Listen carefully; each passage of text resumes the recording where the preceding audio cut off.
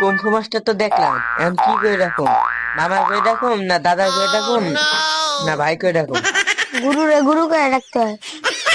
আসসালামু আলাইকুম গুরু।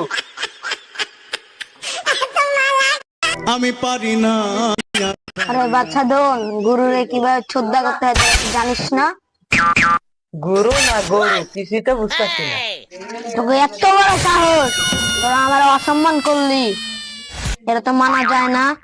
গুরু আপনি কি চুল ছিঁড়তে পারেন? গুরু চিৎকার করে গুরু চেঁচে পালাইলে।